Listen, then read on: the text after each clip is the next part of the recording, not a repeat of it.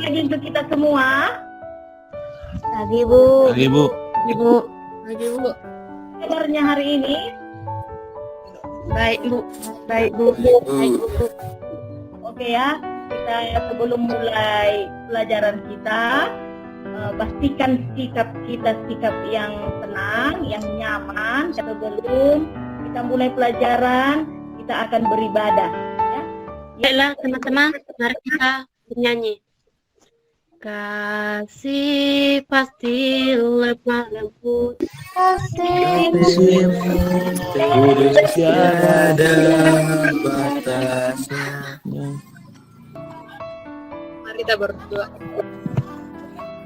Syukur panjatkan Tuhan berkata lipat kami sehingga kami dapat berkat yang daripadamu. Ya Tuhan, sebentar lagi kami melakukan untuk belajar mengajar, kiranya kami dalam hati dan pikiran supaya kami bisa menerima pelajaran yang diberikan.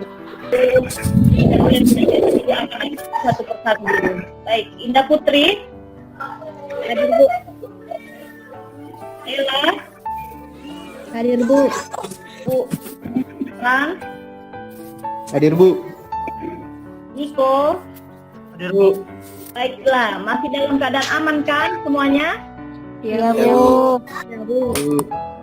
Baiklah, ada yang ingat pelajaran yang lalu?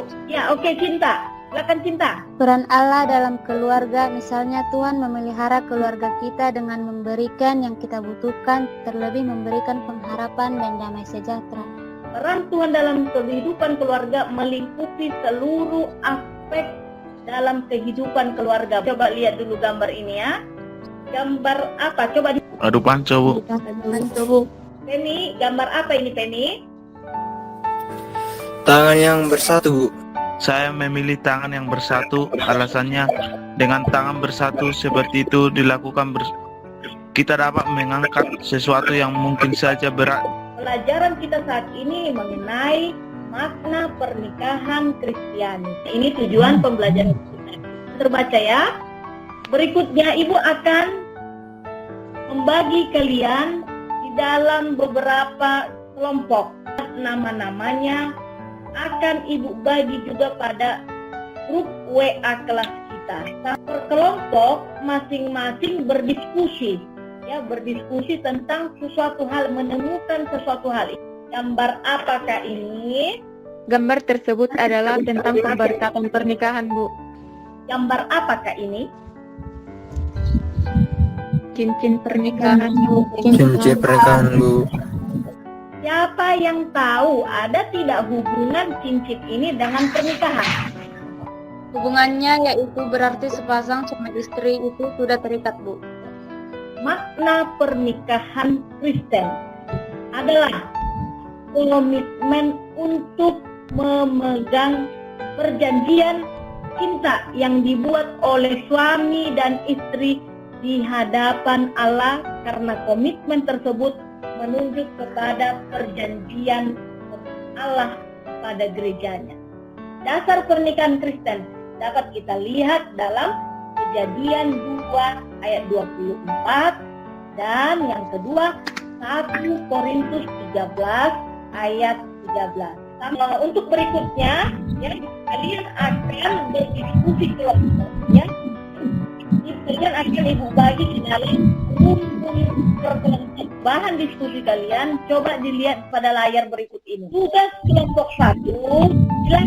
Bersatu berarti tidak bisa dipisahkan. Hal ini berarti dalam keluarga Kristen tidak mengenal perceraian. Ya, tugas kelompok 2. Silakan kalian baca dalam 1 Korintus 13 ayat 13. Belajar untuk mengetahui bahasa kasih dari pasangan kasih dapat berupa hadiah, pujian, bukan saling memaki atau mempermasalahkan, sama seperti gambar tersebut. Terima kasih kepada kelompok 1 dan kelompok 2 yang sudah aktif dalam diskusi.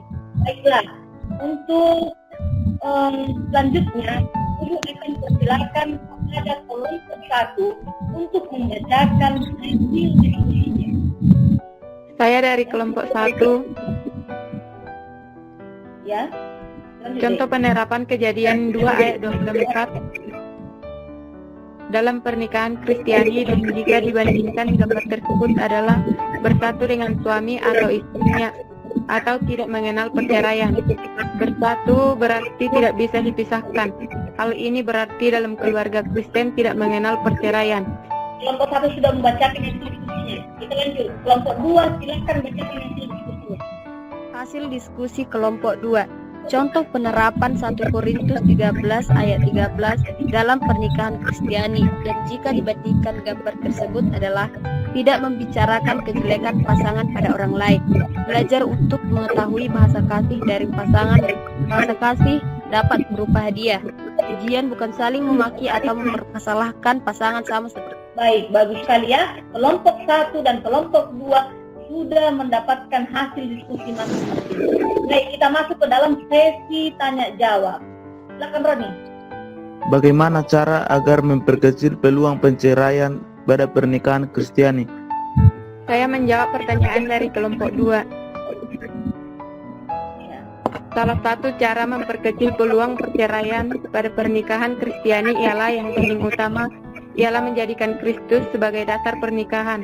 Manusia berusaha memperbaiki diri termasuk suami dan istri misalnya dengan selalu berpikir positif dan mau introspeksi diri. Untuk kelompok 2 dari kelompok 1, pertanyaan saya, apa saja yang perlu diperhatikan dalam komunikasi kehidupan keluarga atau pernikahan sehingga dapat mengurangi pertengkaran?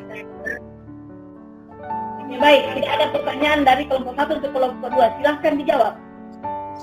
Saya Bu dari kelompok 2 Bu. Oke, baik. Salah satunya dengan berkomunikasikan masalah keluarga yang harus dipecahkan bersama, misalnya masalah ekonomi. Kelompok 1 tadi membahas Kejadian 2 ayat 24. Ya, di mana dalam Kejadian 2 ayat 24 di sini ada 3 yang perlu kita pahami. Yang pertama, ada tanggung jawab. Orang yang menikah itu perlu tanggung jawab. Nah, yang kedua artinya tidak ada perceraian. Demikian juga dengan kelompok 2. Kelompok 2 tadi 1 Korintus 13 ayat 13 dalamnya ada kasih, ya. Dan itu juga nanti akan kalian kumpulkan melalui Google Classroom. Mengerti ya? Mengerti Bu. Bu. Dari pembelajaran kita hari ini, poin penting apakah yang sudah kita dapatkan?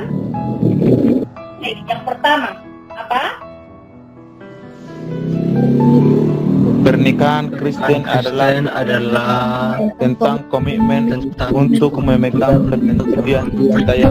Jawaban atas pertanyaan di bawah ini ada 4 jawaban. Ya, pertanyaan dan harus ada 4 jawaban yang harus kalian jawab. Ini pun nanti refleksi ini kelompok 1 Ibu beri nilai 95. Kita beri tepuk tangan untuk semua. Kelompok 2 nilainya juga sama 95. Ya. Ada daftar pertanyaan tentang cara mereka menjaga pernikahan sesuai dengan nilai Kristiani. Baik. Mari kita berdoa. Terima kasih Tuhan Yesus buat penyertaan-Mu bagi kami pada saat ini. Ya Tuhan, kami telah selesai belajar. Kami telah mendengarkan sedikit penjelasan dari Ibu Guru kami. Ya Tuhan, semoga apa yang kami dengarkan dari Ibu Guru kami kami ingat dengan baik. Dalam nama Yesus Kristus kami mengucap syukur. Amin. Oke. Terima kasih semuanya. Tetap jaga kesehatan. Selalu tetap berdoa. Shalom, selamat pagi. Pagi Bu. Baik Bu.